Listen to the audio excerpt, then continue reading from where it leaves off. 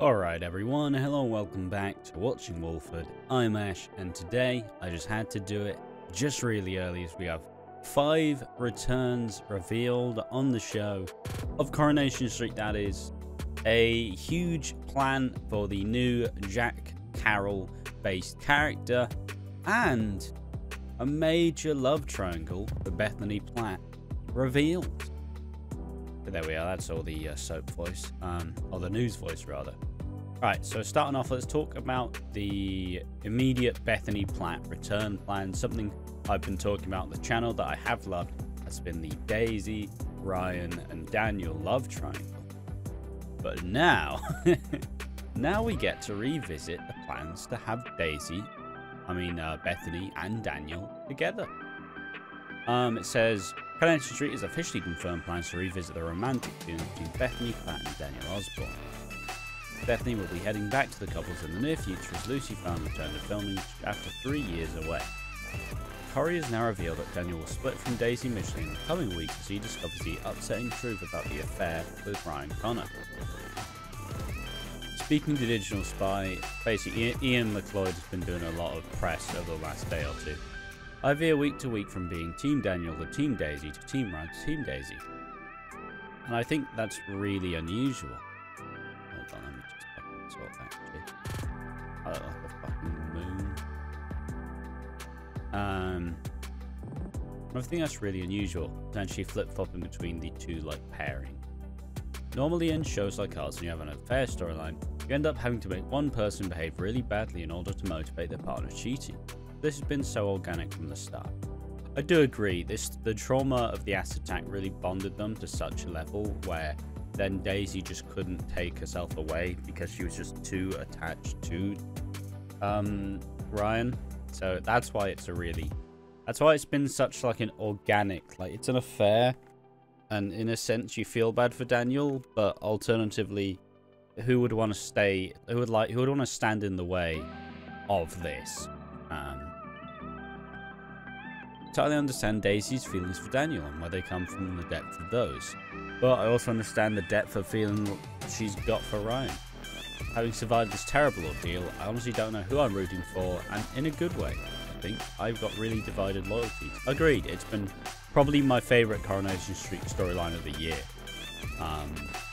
Like, it's just, it's so genuine in a way, it's so perfect, it's so beautiful, it's just, oh, it's gold. Suffice to say, it obviously ends up in a right pickle. Daisy's feelings for Ryan can't go undiscovered by Daniel forever, so he does start to cotton on to what's going on for these two. The intensity of feeling like they have for each other and the betrayals they've committed behind his back.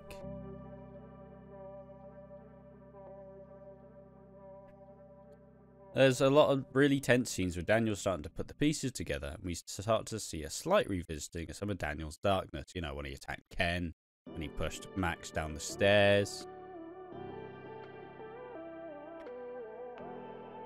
But what we do know is about Daniel is that when pushed into an emotional corner, there's a switch that goes off, and he's capable of doing some fairly underhand and fairly classically dark things. I can imagine he may like just chuck Daisy out the house and just completely just say fuck you. We'll see flashes of that as the story unfolds, and some excellent soapy manipulations on his part to try to distance Ryan from Daisy. But in the end, it all comes crashing down. There are some fantastic scenes concerning the end of the relationship and big dilemmas for Daisy in terms of, if not Daniel, then is Ryan the right choice? If I were to choose him, would that be purely because he's now the default setting? Or is that what I really want? Yeah, obviously Daisy is going to struggle a lot with this. And we can just tell that stuff's going to be a bit wild, because Daisy is selfish in a sense. She's opened up a lot more from her initial stint on the show, but you know, she is selfish and she is self-motivated. But I do think that Daisy and Ryan will be a lovely little love story. So obviously Ryan's in the middle of this and is quite a vulnerable guy at the time. He stands to get his heart trampled on if he's not careful. This drama between Daniel and Daisy means that emotions are running high in Weatherfield, and when Bethany returns after Christmas, fans can expect tension between Daisy and Bethany as they realise they're now rivals for Daniel's affections. McLeod continues. In the middle of this, we got a really volatile cocktail arrives Bethany, who's obviously got lots of history with Daniel. That much sharpens Daisy's focus in terms of how she feels about Daniel. Suddenly, there's a romantic threat on the cards, and that recalibrates how Daisy feels about the whole enterprise. Deep Space Nine? Why? It's a really brilliant classic soap story. We were, without duplicating anything, came to go for something that had the same level of emotional heft that some of the classic affairs of yore. The Deirdre and Mike stuff. Something that's a love triangle for the ages, I suppose. I like it, trying to recreate something of the past, but also trying to let it run its own course. It's going to run deep into next year as all these unresolved feelings are buried, but like all good buried feelings, you'll come back to the surface with a bang or two across the following 12 months. Confirming a shift in Bethany's character, she's a slightly different person now from when we last saw her. There's been a number of years out of the lapse. She's grown up quite a lot, she's at the beginnings of a successful journalism career in London, turns back up and is instantly a foe for Daisy. They are very evenly matched now. Bethany might have seemed like a young woman or a girl, but she's very much a woman now, and more on Daisy's level. So it's a really heavyweight tussle between those two women. I'm really looking forward to.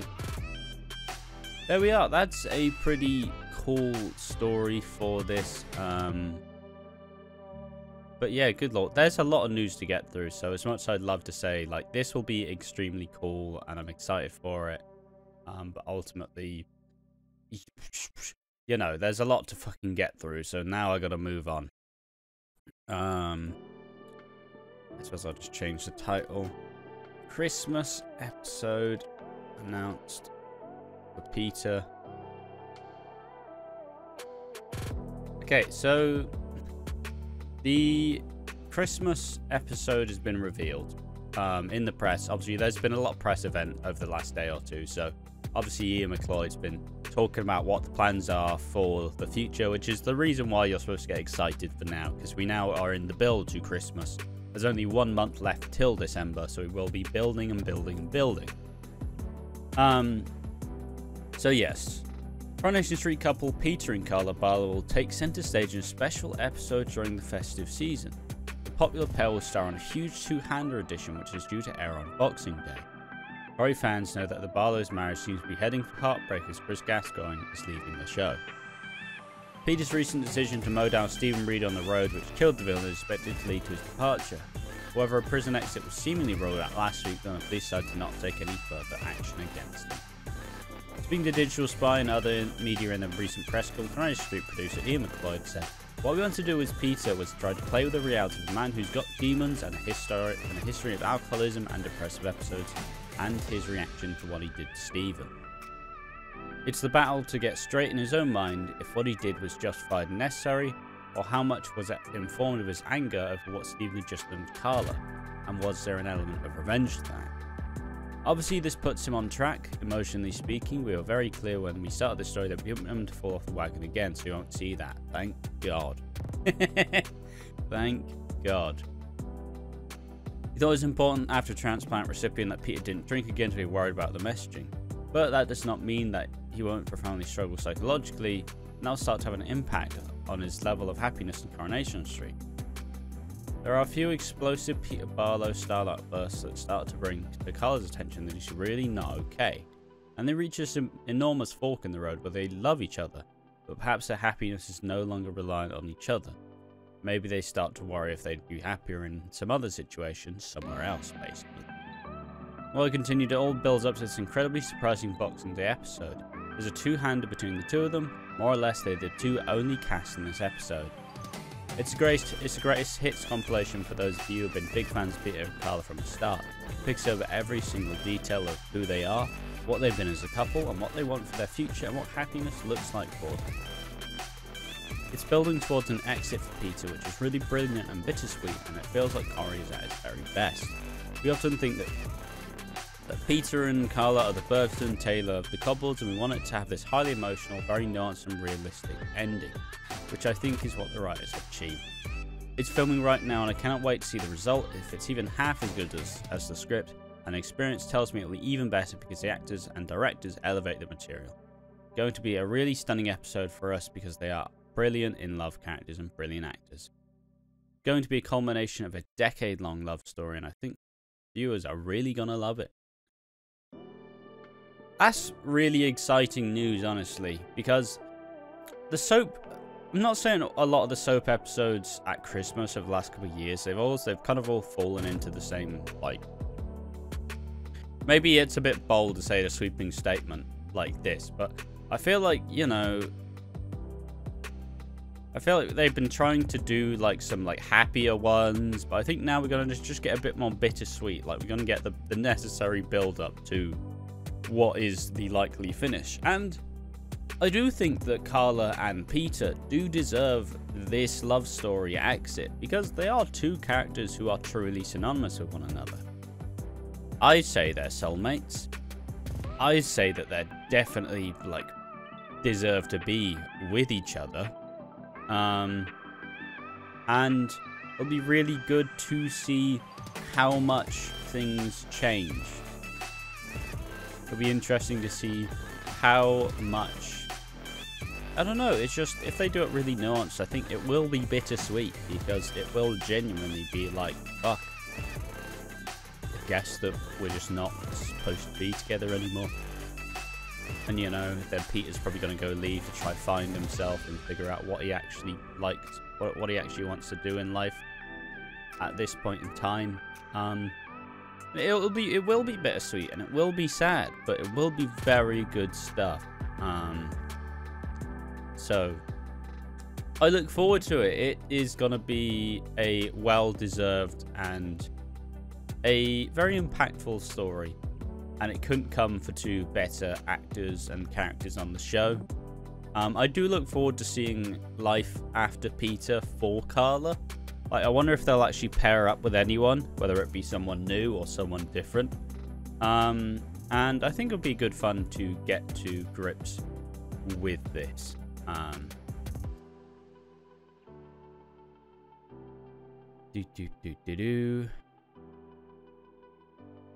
Alright, let's get to the next news. A Corrie twist as the Rovers return future is revealed. Fuck you now. So, Coronation Street's confirmed the long-term future of the Rovers return, following fears that it could be shut down for good. The street's iconic pub was recently closed by its new owners, who ordered a major refurbishment and sacked all existing staff members. Since the Rovers closed its doors, we've seen it play host to some of Stephen Reed's final moments, as his dramatic last episode saw him terrorise Jenny Connor and Sarah Barlow in the empty building. Since then, there have been a few updates on the business future of a possible reopening date. Speaking to Digital Spy and other media in a press call, we don't want the Rovers shut for too long, because it's almost like a character in its own right, agreed. Closing it felt almost like a death. It's almost a big deal for me, as many people that might have met their sticky end at the hands of Stephen Reed. The idea is that the pub is boarded up was horrifying, and even walking up to the lot and seeing that, it's like a dagger to the heart. So it's not going to stay closed for long. In fact, it reopens on New Year's Eve, but the interesting thing is the circumstances of it become open again are all tied up with Stephen's legacy. I'm not saying it would be kind of cool if the Rovers... I know that it wouldn't end up in the hands of the Platts, but... and bear with me. Imagine if the money in Stephen's offshore account goes to Audrey, and she uses that money to buy the pub, or something. And then you have the Platts running the fucking Rovers return, which... I'm not saying it sounds hilarious and fantastic, but it does sound absolutely fucking wild. Because, you know, Audrey's probably always seen herself as a bit of like a landlady, you know. Like, she's the perfect person to do this. I think that would be a really cool and fun way to kind of rejuvenate the Platts. Because over this last year, instead of them being the main focus with all the Stephen stuff, they were just a little side, they were a little side gig. Like, they really weren't too important over this year. I think it would be a great way to put them at the forefront of the show. But yeah, I don't know how reasonable that is, though. Somebody will do something that is at best naughty, at worst slightly criminal, to get their hands on the keys to the pub and reopen it. So it will reopen, but the reopening it will be based on the slightly shaky foundation of a criminal act. Okay. Continued, I suppose the viewers will be wondering, well, okay, so the pub is open, but what disaster will befall the person that's allowed that to happen? Because it's all based on this misdeed that they've committed. We didn't want to open it up again and it was like nothing had ever happened. We wanted to open up with this kind of buried bomb underneath that, where we will explode later in 2024.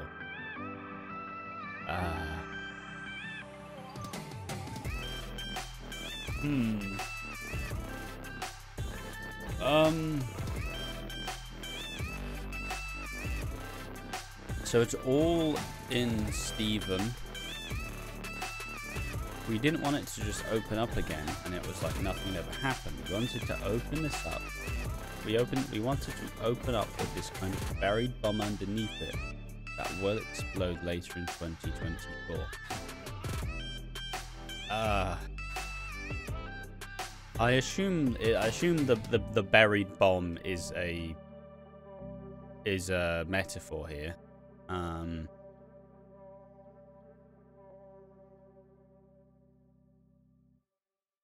Like maybe maybe Stephen stashed all his like diary and stuff in the Rovers, and it kind of proves all his scheming and stuff. I don't know what that means. I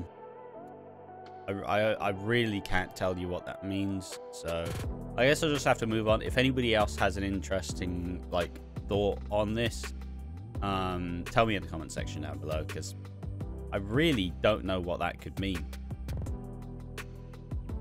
McLeod also assured viewers that despite recent on-screen talk of bigger refurbishment, the pub won't look too different when it opens the doors again. He said it's not going to look radically different with certain sets. I'm not saying this should never change, but I feel like if I don't want to be modernised or gastro-pubified or turn to a chain pub, in the same way I feel weirdly protective of Deirdre's wallpaper at #1.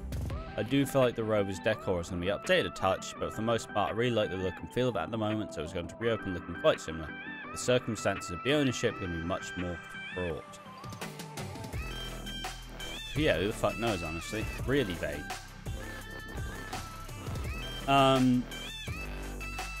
So we have some more news.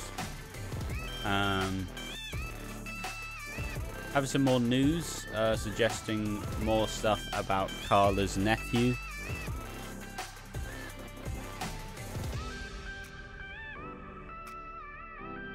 So it says that Carla's nephew, Bobby, that being played by Britain's Got Talent star Jack Carroll, it's saying he's going to be involved in one of the biggest storylines of next year. It says Showboss have recently announced casting of BGT star Jack Carroll and Roll Bobby, who's a nephew of fan favorite Carla Barlow. Exactly, it's a way to help Carla move on from Peter not wanting to be there anymore. Bobby arrives in Weatherfield just after Christmas, looking for a place to stay after falling out with his mum. Carla is surprised as Bobby explains that he's the long-lost son of her brother, Rob Donovan.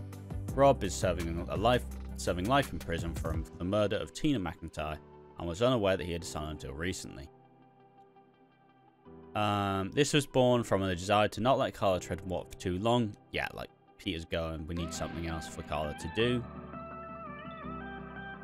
It's just at the point where this world-ending decision is made on Boxing Day and Carla's going, what does the rest of my life look like when I've decided that this is what happiness looks like for me? Somebody lands this huge hand grenade in the middle of it as Jack Carroll's character Bobby turns up. He's connected to Carla because he's Rob Donovan's son that Carla didn't know he existed. Here he is suddenly causing all kinds of trouble for Carla with immediate effect. Basically, what we wanted from Bobby's character and from Jack was a gobby little troublemaker with a heart of gold. I spoke to Jack about the part before he accepted the casting. He was going down a mental chick list of everything else going and saying, yep, tick, that's me as well. I think it's a really brilliant synergy between the performer and the character. It's going to be a massive ball of energy for us and loads of fun. He's just going to tip Carla's life upside down in lots of very interesting ways. As a slightly more long-range tease, he's going to end up surprisingly in the center of perhaps our biggest story next year. I can't say too much about it now, but he's got a brilliantly classically Coronation strip role to play at the start as this lovable, sarcastic, classic Corrie feckless male. Then he abruptly finds himself in the middle of this huge story next year, and so I'm really excited about the casting, this part, and his role in the next 12 months and beyond. Bethany Platt, who's returning to Weatherfield just after Christmas, has also been tipped to be involved in this major storyline. This is separate from Bethany's upcoming love triangle, and yeah. Bethany is coming back with this clear romantic purpose in the Danielle story, but then will fairly quickly find herself in the midst of this massive story that's going to span out the most of next year. It's really exciting stuff. Oh, alright, so a lot to unpack there. First and foremost, the Carla Barlow's nephew. Yeah, it's still Carla Connor to me. I can't get behind Carla Barlow. It just sounds way too long. So yes, so Carla's nephew is going to stick around for at least a year, and even the bulk of the year afterwards. Kind of bold for them to just assume that he'll manage, but you know, at least Coronation Street believes in its people and doesn't just shelve stuff immediately. I'm wondering if there's going to be some, like, I don't know if this is rude to suggest that maybe there's some, like, disability type storyline where, you know, Bobby finds himself being kind of not necessarily targeted or discriminated against, but more so maybe there needs to be this, like, change where people actually accept that, yo, I'm still me. Like, you don't need to look down on me, but also I do need some help because I still, like, need this walker and I need the, like, you know,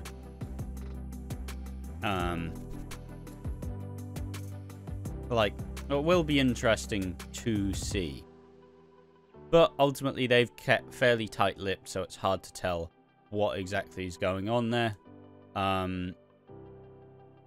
But it's exciting to see that they believe in this character enough, believe in the casting, want him to be one of the main characters, and will kind of exist on there.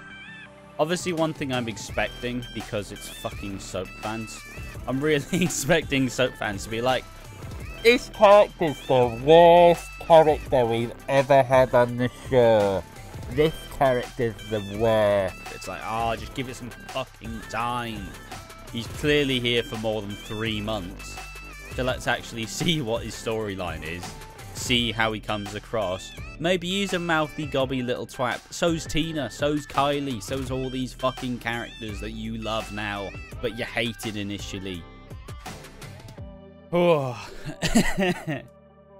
And some people are just gonna be like ableist as well. Like, I love soap fandoms, but you guys need to chill the fuck out, because this isn't a fucking short-term, like, this isn't a short-term viewing.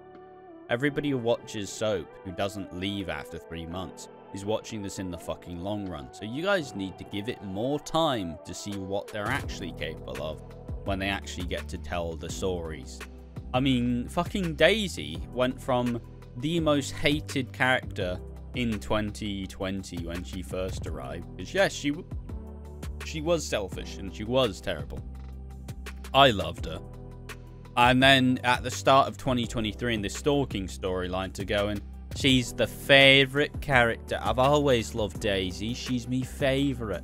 And then now, because people are a bit tired of this Daisy, Danielle, Ryan stuff, they're like, Daisy's still the worst character ever. It's like, oh, can you just make a fucking stance, please? Can you just believe in one stop flip-flopping? Please. Anyway, sorry, didn't mean to divulge that into a massive rant, but there we are. And finally, we're going to talk about 5, oh, that's a percent zone. 5 returns have been revealed as well, as we get to see who's going to return in the next year. Obviously, one of those characters is Bethany, and we've gone through what she's doing, but there are 4 other characters who are key, who are going to be involved in the next year. Oh. Alright, so yes, obviously first is Bethany Platt. it's going to be rivalry with her and Daisy, and then eventually she's going to go ahead and probably be involved with Carla's nephew Bobby.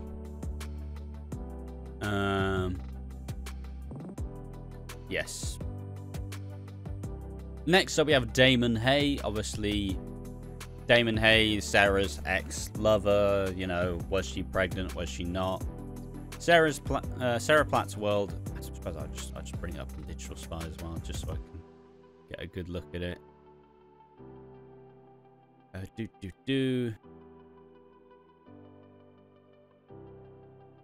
Yes, so Corrie has announced that Damon Hay and Harvey Gaskell will both be returning for a huge storyline involving Adam and Sarah Barlow. Kieran Griffiths and Will Mallow both signed up to reprise their respective roles for dramatic scenes due to air in 2024. Corrie will be exploring the unfinished business from Sarah's affair storyline with Damon. Damon was last seen in June when Adam took revenge for the affair by using ruthless tactics to ruin his love rival out of town. The story kicks off in almost the first moment of the new year, revisiting the unfinished business between Adam, Sarah and Damon. We arrive in the new year as Adam and Sarah are rubbing along okay as they try to amicably co-parent Harry, as per the agreement when they split up, and it's going alright. Then suddenly wallop, Adam finds himself in this nightmarish situation, all at the hands of Damon, who's unexpectedly come back. You may remember that he was run out of town by his scheming. In our minds, Damon's been somewhere away from Corrie plotting his revenge. Ravi's a fairly blunt force on the first episode in the new year.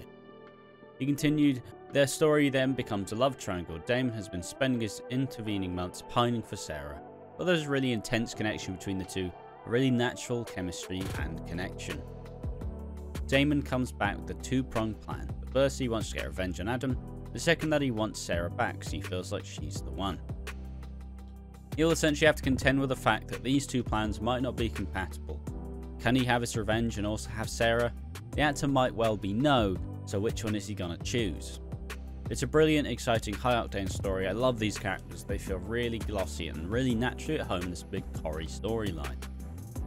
As it continues, Damon's revenge may start to take a backseat to his feelings for Sarah, but just in case you thought it's going to be all smooth running from there, Adam can't stand the idea that the guy's back, and he's maybe got designs on Sarah. Adam decides in his mind that to protect Sarah, he might want rid of Damon. Adam's concerns pave the way for Harvey to reappear on screen again. As Damon's calming down, Adam's going in the other direction and he plans to get rid of Damon. We'll see him pay a little visit to Damon's half-brother Harvey, as he's no fan of Damon's either. They might form an unholy alliance. They have a shared problem in the form of Damon, and I think they can help each other in that regard. It's got fantastic actors in it, and as all stories do. Storyline is packed full of twists, turns, and excitement. Dare I say it in this day of age, but it's quite sexy as well. These are a lot of intensity and passion, and a whirlwind romance with Damon and Sarah. Should point out that Sarah's family are certainly not fans of her new love interest Damon, given what they know of his backstory. There's lots of really funny meet the parents type stuff where Sarah brings Damon to a family meal. Damon has to sit there and try to play nice with Gail, Audrey and David. That gives us all more brilliant family summit scenes that we all love. Alright, so that's a fairly interesting one. There's not much to unpack there. It's just obviously Damon's back and obviously Sarah and Adam aren't together, so fundamentally that gives them and Sarah and Damon a way to, kind of tread the water, I guess. Obviously, Adam not necessarily still pining for her, but still is looking to, kind of cover his own back, right? So the next one is Linda Hancock, the stepmom, somehow related to Joseph, the grandmother of Chesney's son Joseph. So as Corrie has announced that Jacqueline Leonard will be returning for the show for a longer stint. Linda reappears at a difficult time for Joseph and the wider Winter Brown family, leaving Chesney and his wife Gemma conflicted over the implications of accepting her help. Joseph's issues culminate in him falling behind in school. Joseph's fairy godmother turns up in the shape of Linda. She decides that she's going to fix this and starts throwing money in the situation, which puts Chesney and Gemma in this impossible quandary, in that by accepting financial help from Linda, they're giving up control of Joseph's life. They feel, this is our son, we should be making these decisions. It doesn't feel right that Linda is waiting him with a checkbook and saving the day. But on the other side of it, they have to prioritise what's right for Joseph, who's having a hard time and could do with their support. He continued, it's fun in a lot of places, but we're trying to tell a very realistic story about family dynamics. It's interesting that because Gemma is not Joseph's biological mother, so there are tensions around that. Does he side with Linda and biology, or does he side more with Gemma? Obviously his relationship with Gemma is quite fractured.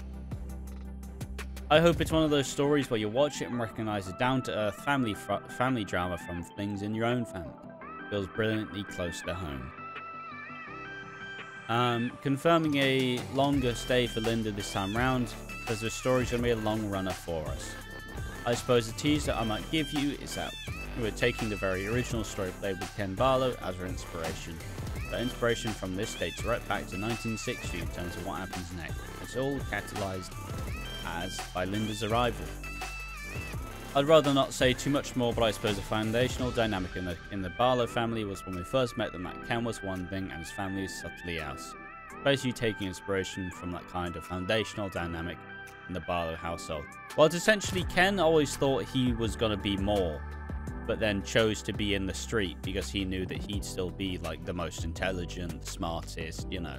Like, he could have had the chance. He was the first Barlow to go to uni, I believe. Like, you know, he had higher plans for himself.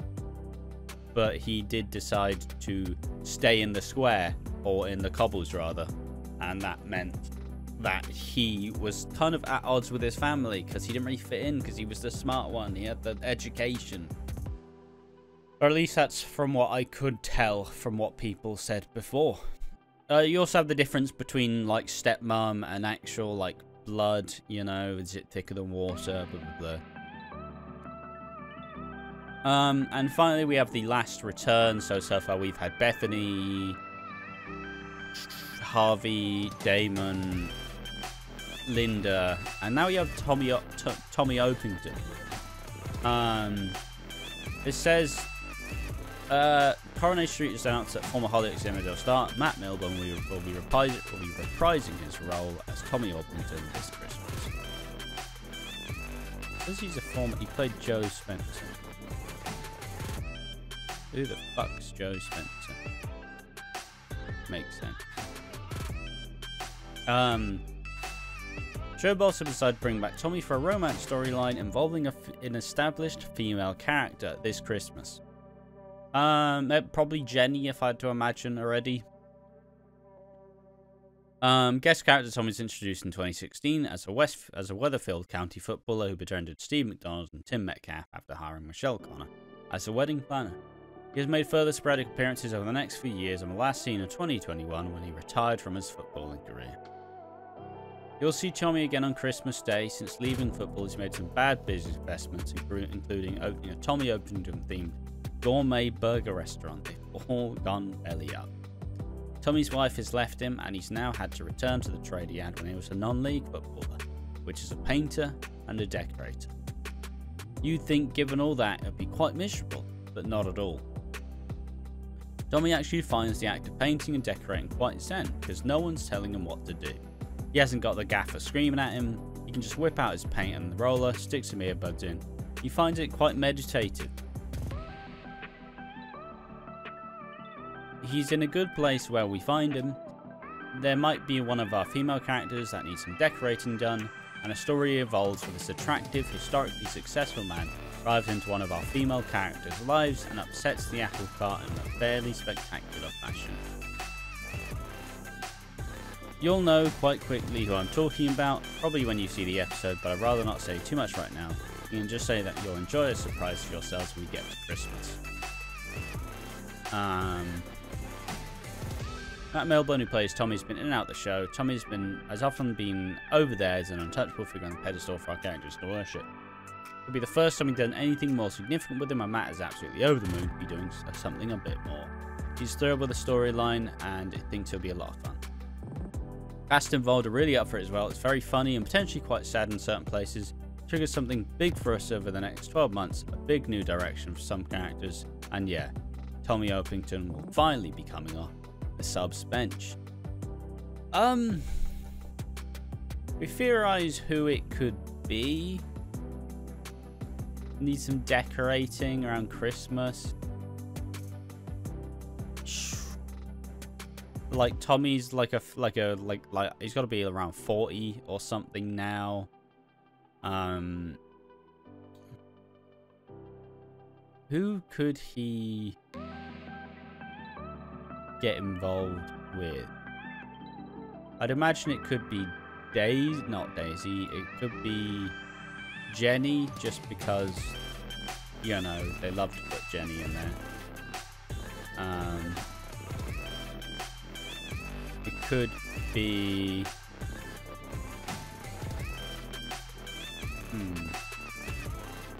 Let's just briefly take a look at the Corrie wiki cast. Let's take a look at the cast and try to figure out who exactly it could be. Characters. Is there a current cast?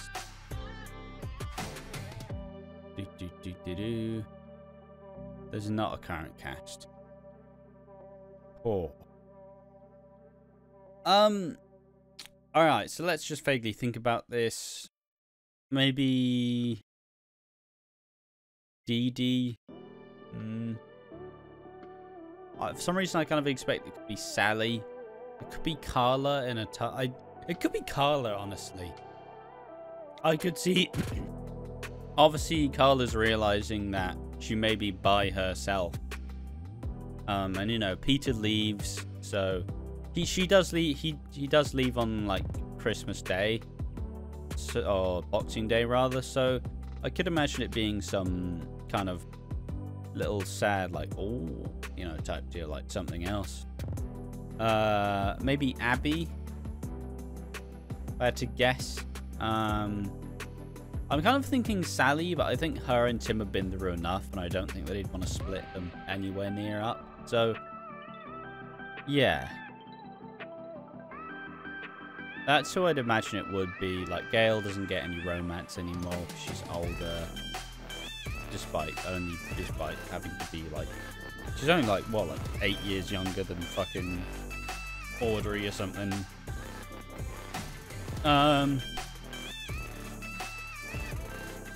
Yeah, so there we are. That's all of the news. Which one are you the most excited for? I hope you're excited for all of them, because it should all be pretty good. It should all be pretty fun and pretty exciting. I think it'll be really good fun. And yeah, I'm simply excited to see what it's going to be like. Obviously, they do like to do these little like press numbers just to show like what it's going to be like.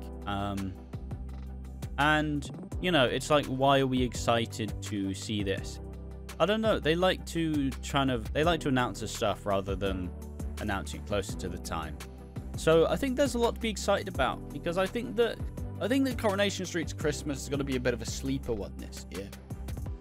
I think I wouldn't say it's necessarily in a bad place, because there has been some good stuff, but I think it's been a bit messy. It's been a bit muddled, you know. The Steven stuff, for some people it was the best stuff, for some it was the worst, like me. And I think that it'll find its feet around Christmas, and I look forward to seeing exactly how they do it. Obviously, I will be covering the Christmas on the channel. I know I'm announcing this on fucking Halloween, but it obviously will be revealed. I will be covering. I'll try to cover everything on the channel, even though it'll be a busy Christmas in itself. But I do want to just make sure that we shed the light on a lot of the soaps, because look, the festive time in the soap season is the best stuff, because it's the only time off in the year if you're not me and don't do this full time. It's the only real time of the year when you get all that extra time to genuinely sit down in front of the TV and actually go, yes, let's fucking enjoy this. So yeah, I will be trying my best to cover it as best as I can.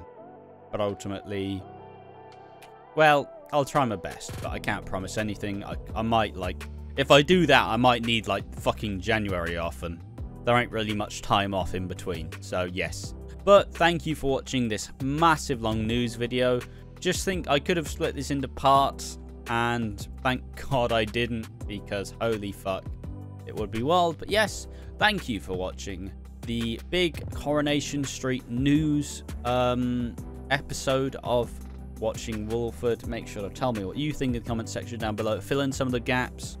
What is this bomb that's going to explode in the Rovers?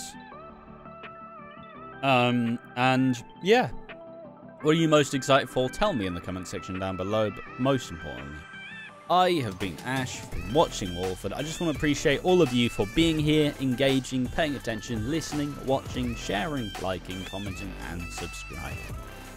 We are still on the upwards trajectory, going up towards 300 subscribers, so I do hope that we will get there very soon and very shortly, at least by the end of December. I'm hoping, so we can start the new year on a high, and by December I mean November. But yeah, thank you for watching. I'm Ash, this is Watching Walford. Keep on watching, stay tuned, as there's more like this set to come, as we are really ramping up towards Christmas with a lot of the stuff we're doing. Thank you for watching. I'll join you and join me and Piggy in the next one. Bye bye.